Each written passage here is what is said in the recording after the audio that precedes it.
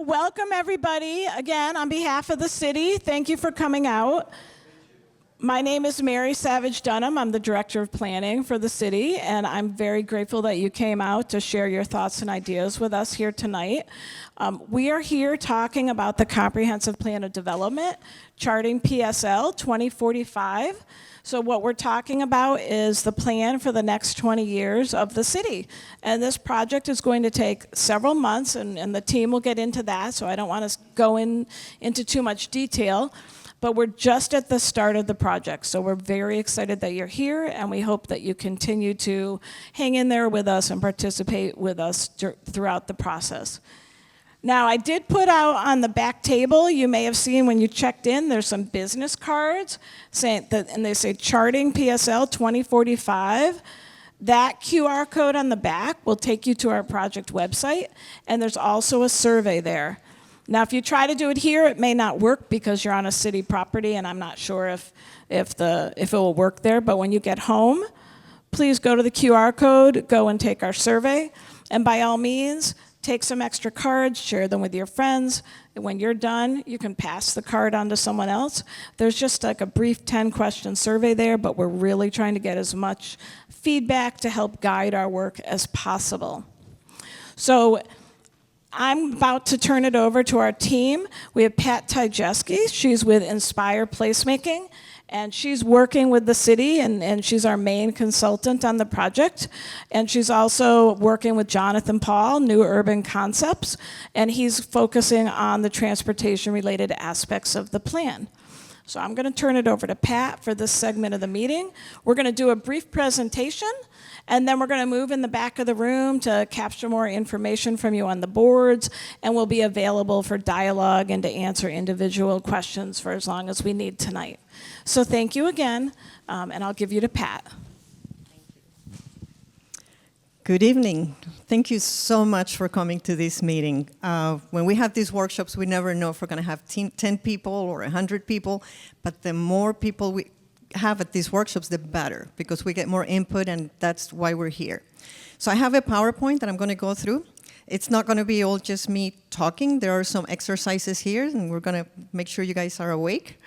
So I'm going to go through the agenda first.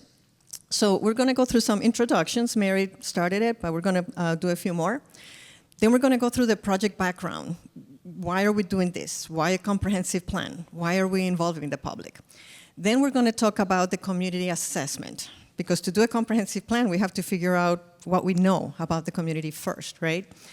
The next one is going to be, number 4, is going to be the most important one. That's the public engagement portion of it, and that's why we have boards in the back, and we have board facilitators that are going to help you give us the input. And then we're going to close with the next steps. In terms of introduction, so you met Mary already. We have been working very closely with her and with Bridget. Bridget is the project manager. Inspire Placemaking is a planning firm out of Orlando. We have offices in Orlando, Miami, Tampa, North Carolina, and Boston. We do a lot of public sector work, including comprehensive plans, land development regulations, that type of work. So I am the project manager. I have been working very closely with the city to make sure that this process goes smooth. But with me tonight, we have Gabby Castro. She's in the back. We all have name tags, so you'll be able to recognize her later. We also have Emily Aguirre, and we have Hayden Lewis. And we're all with Inspire, and they're going to help you when it's time for the input. We also have Jonathan Paul here. He's everything you ever wanted to know about transportation. He'll help you with that. So he has been working with the city for a while now on the mobility strategy. So he is very familiar with what's going on in the city and where we're headed with that. And the stakeholders. The stakeholders are all of you guys. If you live in the city, work in the city, visit the city, we want to hear from you. So we want to know who's here. So if you don't mind, and you don't have to do this, this is more like just to see who showed up tonight. If you take out your phone, open your camera, point it at that QR code, and it's going to take you to a poll. So we're going to do some polling to see who is here, where you're coming from. I'm going to wait a few more seconds here, make sure everybody got the code. If you have a hard time, maybe you're too far, let us know and we'll bring the code closer to you. Raise your hand if you still need a couple minutes or some more seconds. Okay, are you guys ready? Do you guys see the website? Okay, so the first question is, what is your zip code? Basically, this is going to tell us, are we city people, county people, Boston, California? So the larger the number means the more people we have within that zip code. So we're going to wait a little bit and see how many we have. Everybody done? Oh, okay. Have you joined the you don't have to put your name. You can put Mickey Mouse if you want. It doesn't really matter. Join presentation. Okay. Yeah, it's not an app. You don't have to download an app. It's a website.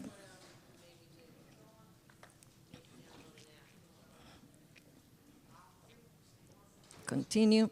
No. Okay, you're it. So ignore the part on the top that says download the app. You don't have to download any apps. Just say continue, and then you can type your zip code. Anybody else need any help with that? Raise your hand.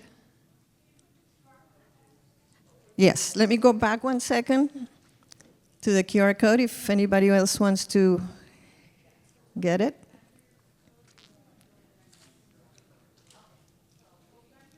And keep it there because there are a few more questions on this.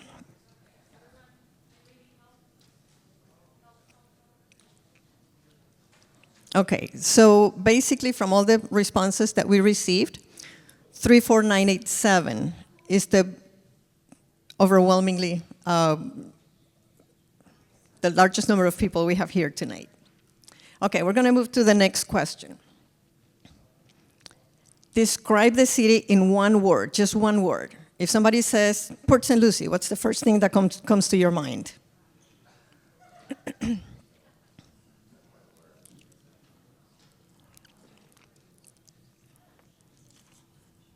Gonna wait a couple minutes here, see.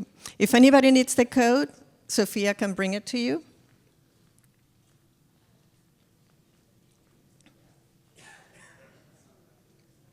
It's growing, it's crowded, it's home. It's so beautiful, peaceful. It looks like growing is the predominant comment here. Okay, anybody else? Okay, crowded, growing, home. All right, we're going to go to the next question here. You guys ready? Yep, still moving. Still moving.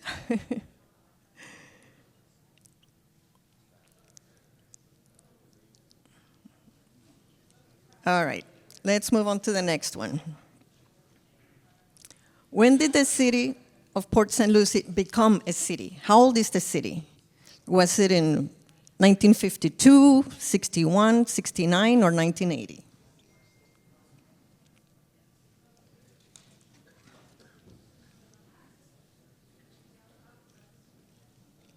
It looks like 1961 is winning, and I think that's the right answer. All right. And the last question from this session is coming. You guys ready? Organize the cities in terms of largest to smallest in terms of population. So when you think about crowded, do we have more people than Orlando or Fort Lauderdale? Using those arrows, you can move them to the top or to the bottom. So we want the largest city in terms of population at the top. And it's not land area, it's population. Okay, so a lot of people think that Palm Bay is the largest city in terms of population. Is it changing? Okay, now Orlando is taking number 1. Port St. Lucie is number 4th here. Okay, going once, going twice. Okay, according to those present, Orlando is the most populated city, followed by Fort Lauderdale, West Palm Beach, Port St. Lucie. Well, the order is Orlando is number 1, so I think you guys got it right. Port St. Lucie is number 2, right after Orlando. Then we have Fort Lauderdale, Palm Bay, and West Palm Beach. And I know it's really hard to believe that, especially when you think of West Palm Beach. There are too many other little cities that we call West Palm Beach, but they're not really the city proper. So with that in mind, we're done, but we're going to come back to this polling later today. So what is a comprehensive plan? What is it? And why do we have to update it? So a comprehensive plan is your blueprint for growth. The state of Florida requires every jurisdiction in the state, small and large, to have a comprehensive plan. Now, that comprehensive plan includes goals, objectives, and policies, pretty much strategies that dictate how we're going to grow. How we're going to grow.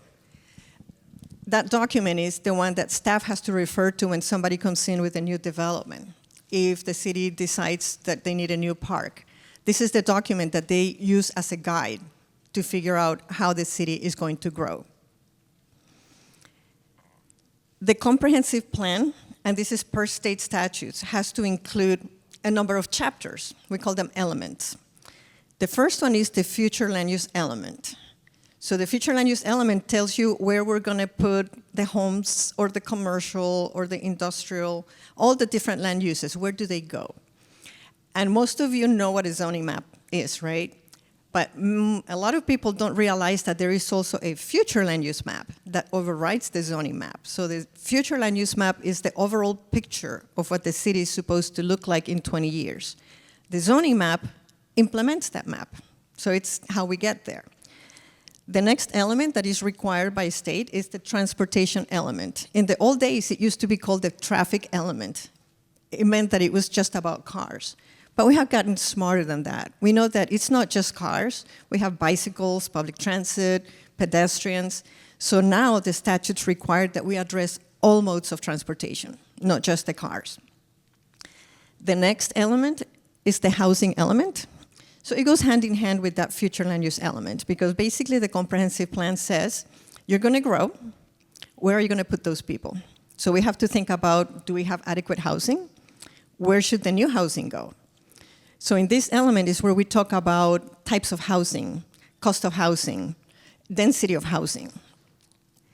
The next required element is the infrastructure element. So this one has to do with water, sewer, solid waste, drainage, aquifer recharge, all these utilities that the city provides the residents, and in some cases outside of the city limits. So that element is the one that talks about, do we have adequate capacity in terms of water, or the water treatment plants, or all the different infrastructure facilities.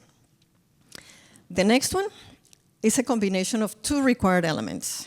So the statutes say that you have to have a conservation element, and it also says you have to have a coastal management element. The city decided to combine them into one. Conservation refers to, think about like the environmentally sensitive areas, wetlands, floodplains, those types of features. Coastal management is about what's going to happen when the storm hits. How are we building? And most people think, well, we're not really, in front of the ocean. Why are we doing a coastal management element? Well, we have a substantial river, and any effects from hurricanes are going to be felt here, like we just noticed not too long ago.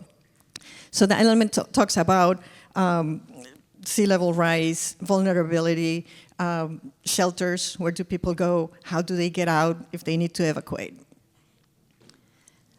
The next one is the intergovernmental coordination element. So the city cannot do it all by themselves.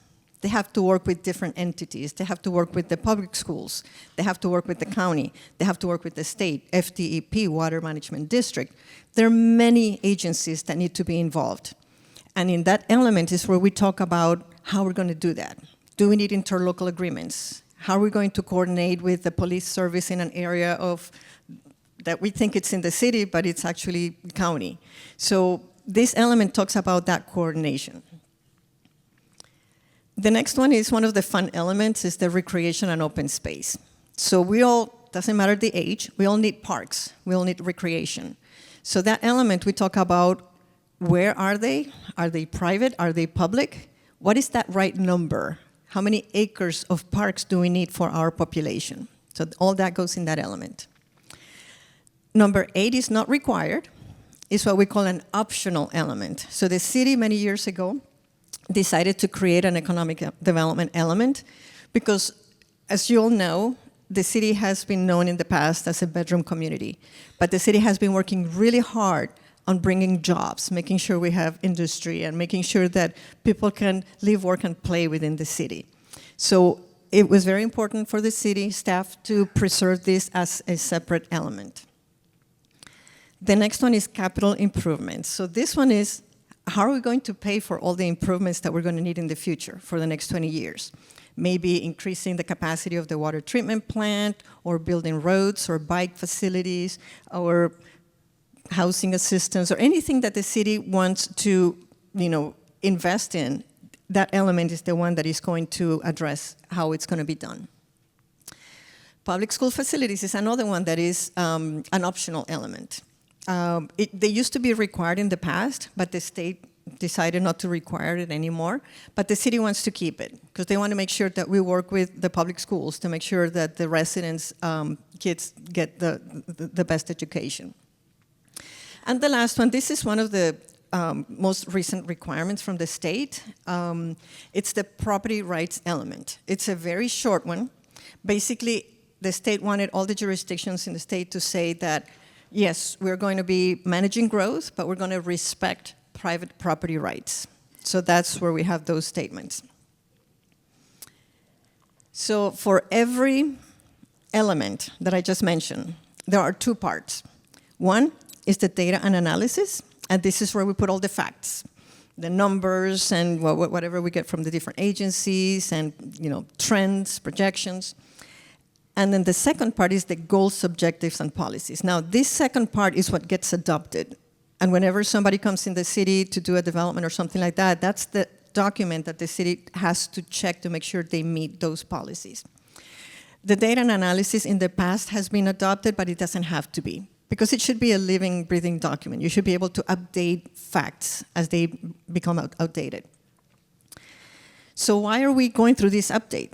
So the city has had a plan for many years, but the last time that it was thoroughly updated was 2012. Now, the state requires that every 7 years you have to update your plan, but in the past, those updates were minimal. It was, oh yeah, the statute changed, let's change that policy to make sure it is consistent with the statute. But this time around, the state got smarter, and they said, this time around, when you update your comprehensive plan, you're going to have to update your data and analysis. And you're going to have to address a 10-year projection and a 20-year projection, everybody. You wouldn't believe how many places we have worked on before where the data and analysis was still from the 1990s. And then you went to the goals and objectives and policies and you wonder, where did they get this from? Because if you don't have the facts spelled out in the plan, how do you come up with those strategies? So this time around, everybody in the state, we have to update that data and analysis. We have to have the best available data that we can find so we can come up with goals, objectives, and policies. The next reason why we're updating the plan at this time is because communities change, priorities change. There was a vision statement that was envisioned in the past. It needs to be updated. It needs to be revisited. Things have changed. The city has grown tremendously. So it's time to look at that vision again. And as part of this process, we're going to come up with a new vision for the city. And when I say we, is all of us. The next reason why we're updating the plan is because, as we mentioned earlier, Jonathan has been working on the mobility plan closely with staff and the council. We need to make sure that the comprehensive plan reflects all that. Like I mentioned earlier, we're focusing a little bit less on moving cars fast and trying to protect the environment for those people who cannot drive or select not to drive, or people who need to use public transportation for whatever reason, or bicycles. So let me talk about the schedule, because this is going to be a long process, right? We started back in September working with staff on this. So we had a kickoff meeting. We met with the planning and zoning staff, then we met with the department heads, with the executive team, with the council members, and then we started working on that data and analysis. So data and analysis, like it says, is all the facts and figures, right? But we cannot work in a vacuum. We cannot go and learn about the population or the miles of pipes or without the input from the community, because we want to know from the community what's important that we have to address in that data and analysis. That's why we want to involve the community early in the process. We started with briefings initially, asking people, what do we need to be aware of? What do we need to learn more so that this plan addresses the concerns of the community? We had stakeholder interviews, and this is where we are now. This is the first workshop in a series of 3 workshops. So the topic today is, where are we now? We want to start with a clear base of where the city is today, looking at some past trends to see how we can foresee the future. But we want to know like what the hot topics are at this point. What's bothering people? What do they like, dislike? What should we focus on when we work on that data and analysis? Then later on in February, we're going to have, on February 5th, we're going to have a second workshop, and it's probably going to be in this room too.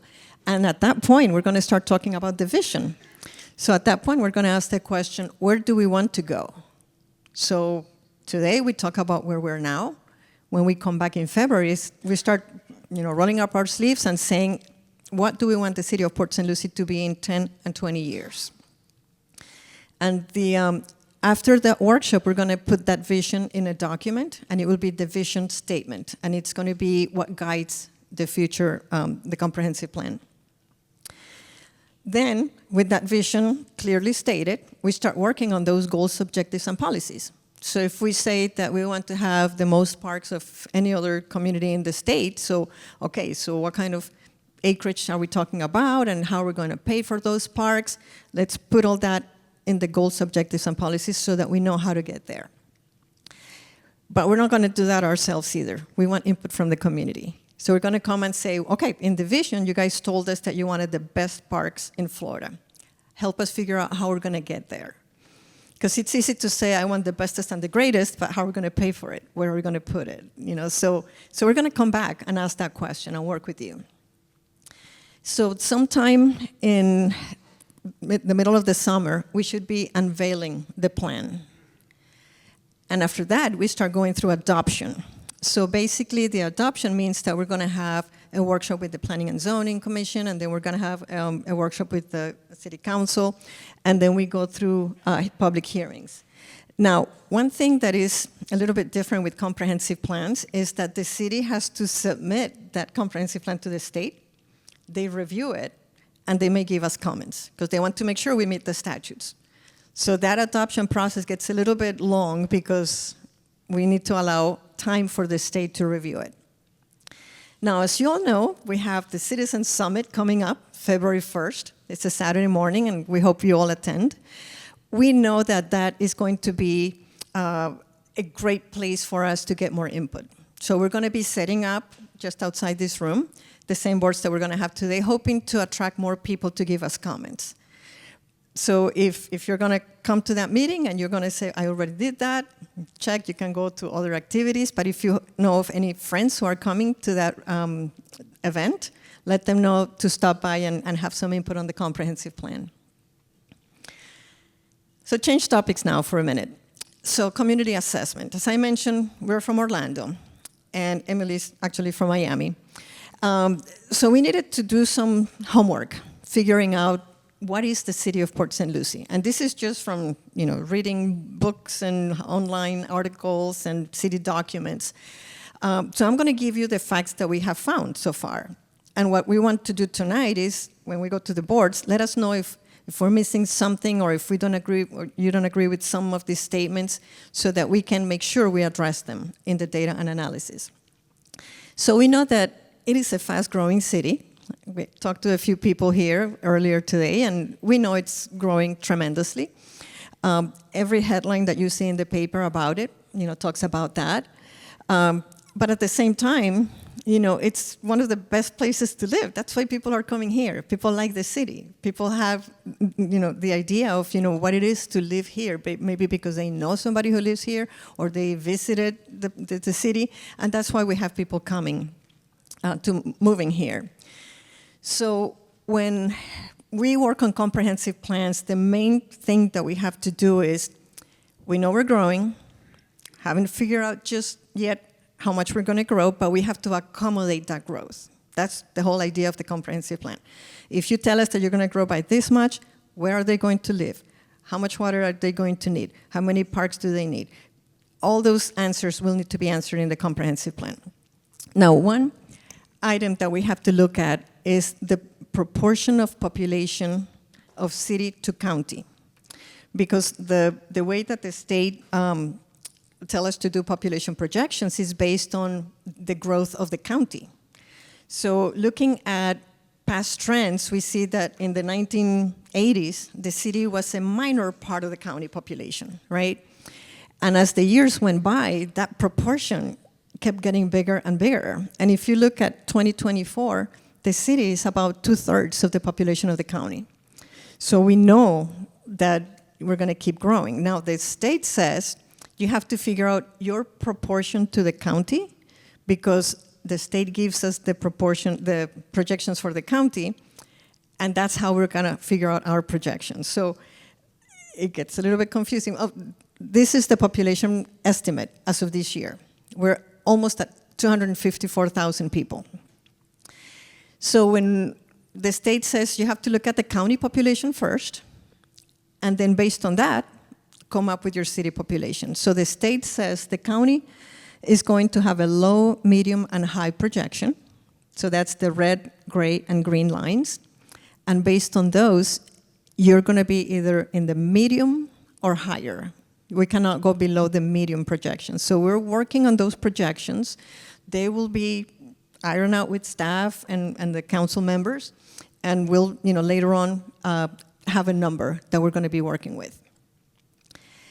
Now, that growth that is coming, the city is unique in many aspects, and one of them is that we already have a lot of communities on the west side that have been approved.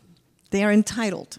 So we know how many units are coming in those areas. So it's not a matter of, what is our best guess in terms of how much growth is going to be coming from that side of town, because it's already committed, right? But it's not all new growth. It's also areas of the city where there is a possibility for redevelopment. City center, the older corridors. Are there any areas that we need to revisit and help them get better? I talked about the future land use map earlier, which is kind of like the dad of the zoning map. This is like the most important map when it comes to development. This is the current future land use map. This is the one that is adopted today. It has a bunch of categories, so it tells you whether it's low density or a mixed community or commercial, industrial. So even though this is what's adopted today, we're going to be looking at it and trying to see if we need to make any changes.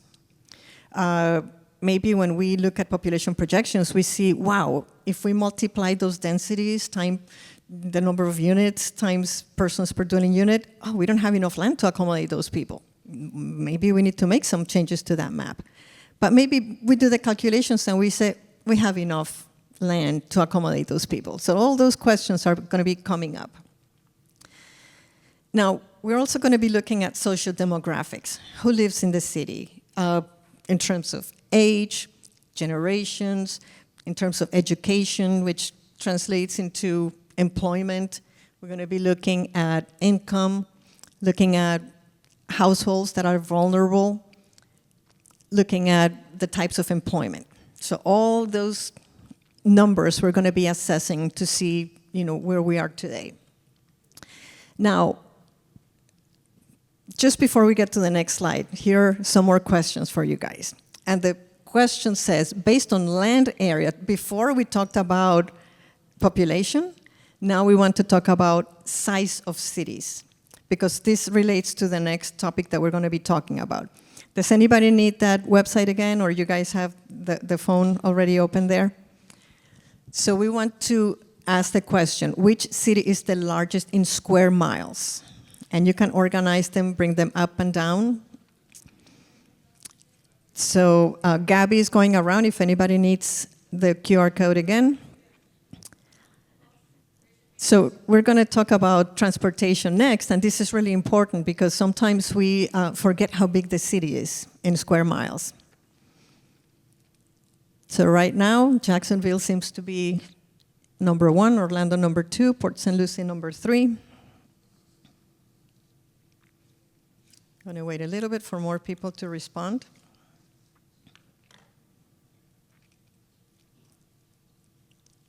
Okay, nothing changing there. Okay, I see somebody helping there. We're going to wait a second. Okay, going once, going twice. I see somebody getting there. Okay, so most people are correct. Number 1 is Jacksonville. Now, Jacksonville, remember that it's a city-county. So the whole county is the city of Jacksonville, Duval County. So it's kind of cheating there. But number 2, you guys said it's Orlando. It's not Orlando. It's Port St. Lucie. Port St. Lucie is the second largest of these cities, right behind Jacksonville. Number 3 is Tampa. Yep. Number 4 is Orlando. And number 5 is West Palm Beach. I think, gonna wait just a second. I think some people there have, sure. Gabby, behind you.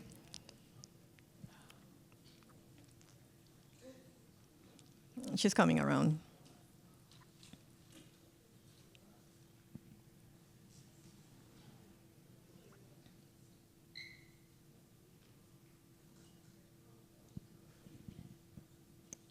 Okay.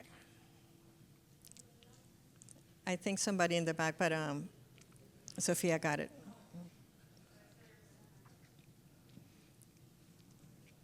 All right, I'm going to wait one more minute, and then we'll go to the next question.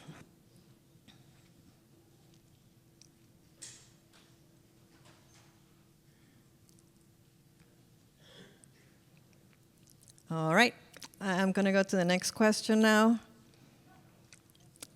If you live in Port St. Lucie, how far is your home from a grocery store? So if you need to go do your grocery shopping, how far do you have to go? Yes. And like most of the times, most of the times that you go grocery shopping, about how long does it take you? Less than 10 minutes, 10 to 20, 20 to 30, more than 30? Or maybe you don't live in Port St. Lucie.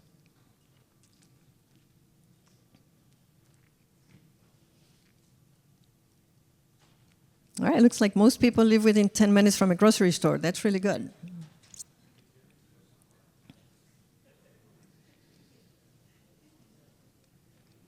Okay, we're going to wait just one more minute here.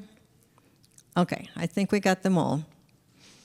And the last question, it's similar. Now it's, how long does it take you to get to work? Now, if you're a student, how long does it get you to get to school? Or if you're retired, how long does it take you to go to your typical activity, that you do most days? Okay, this one, I think that the first one is winning, but I think I see more people with the 20 to 30 minute. Okay, so why are we asking this question? I mentioned that one of the elements that we have to work on is the transportation element.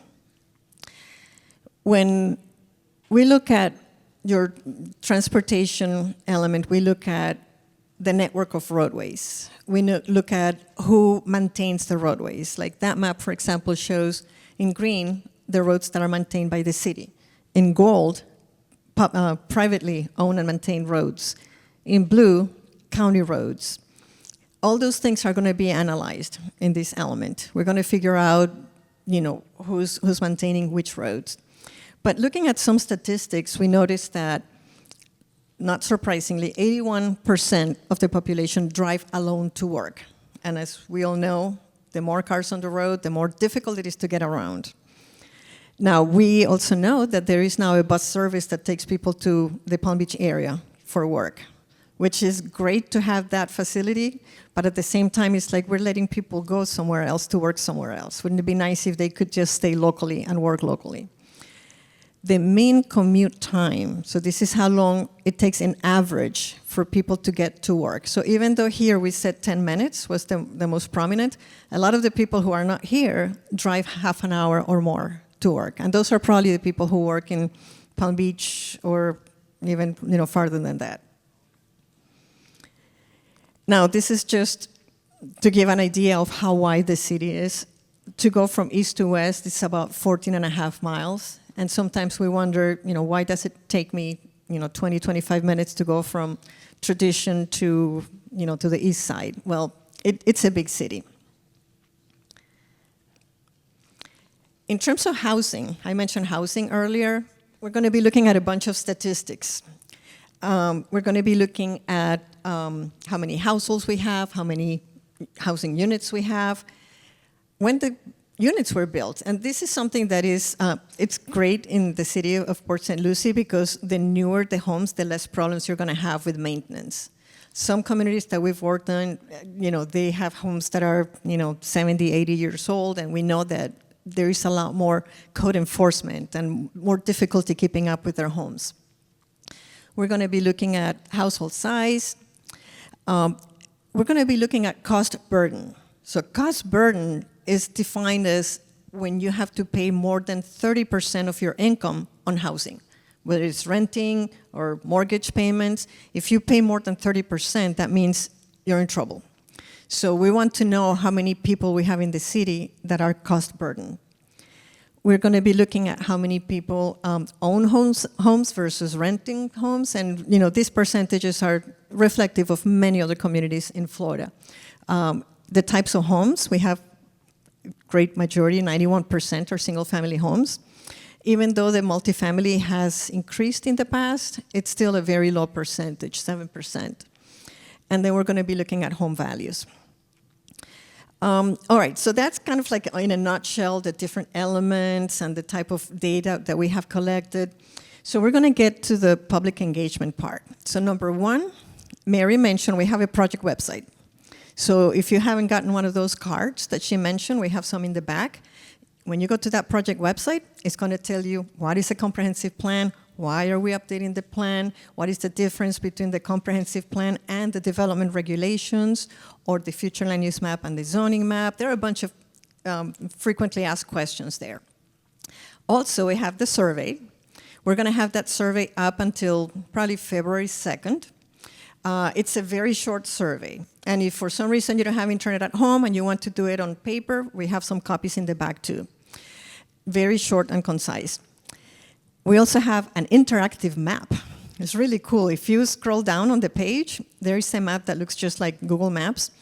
And if you put your address, or any address in the city, it gives you a red marker. You pick up that marker with your mouse and you take it anywhere you want. Let's say you take it to the waterfront area. And you put it there if you want to give us a comment about that area. So maybe you need a park in this area, or you pick up the marker and go put it somewhere and you say, this intersection is very dangerous for pedestrian crossing the street. So that map is going to give us geographic specific comments. So it's a really neat tool if you have a chance to use that. Again, that is also the QR code for the project website. So I mentioned the survey and the interactive map. That's what it looks like, and that's what the red marker looks like. And that's where you can put the any address you want, but then you can pick up this little thing and move it around. And this is where you put your comment. Now, we have had this survey up for a couple of weeks, a few weeks. We have about 240 people already answered this survey. Our goal is to have more people answer this survey because 240 out of 254,000 people in the city, it's pretty small. We just gathered some answers so far, just to get an idea of where we are. And we asked about whether you live in the city or outside the city, whether you your age. So when we close this survey, we're going to have a report, and we're going to post it on the project website, so you can see what kind of answers we got. We also asked about comments related to growth, priorities. We asked about types of housing units, housing affordability. We asked about industries that you would like to see in the city, parks systems. So all those questions are there. And if you want to have more input, please complete that survey. And we'll have that report shortly after the survey is closed. So this is the part where we tell you what we're going to do next tonight. So we have community assessment boards. We have one for housing, one for economic development, one for land use, one for infrastructure, and one for transportation. So there are 2 questions on each board, and there's going to be one staff member next to each board. If you want to come in and if you have some input, suggestion, recommendation, please, when you do your data analysis, make sure you address, the average income in the city, or how many, industrial employment spots there are in the city. So that's the type of input we want. Now, we also have 2 other boards. One is called the Community Idea Wall. So any comments that do not belong in the other boards, you can put it there. And you're free to pick up a pen and write it yourself. The other one that we have is the fun one. We want to know what you love about Port St. Lucie. And it's a very big board. And we want people to just come in and tell us what you like most about the city. So the what I love and the idea wall. Now, let me just see before we go to the back.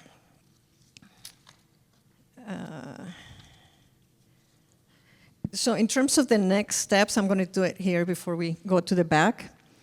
Number 1, visit the website again. Number 2, please come to the Citizen Summit. It's going to be February 1st at 8, is it 8 to 12 or 9 to 12? I'll be here at 9 to 12. We'll be here at 8, but it starts at 9. And then number 3, come to the workshop. Now, the data and analysis, like I mentioned, it's in the works. We expect to have the data and analysis completed in March. And what we're going to do is put it on the website. So if you put that website on your favorites, you can check often to see what kind of comments, documents we post on that website. And we'll probably post the PowerPoint there if you want to see it again, and also the video of the presentation part. So with that, what we're going to do is, if you have questions, comments, we're going to take them all in the back. Between city staff, Inspire staff, we're going to move to the back, and we'll help you take turns writing the comments on the boards. All right, so that concludes this part, and we'll see you in the back.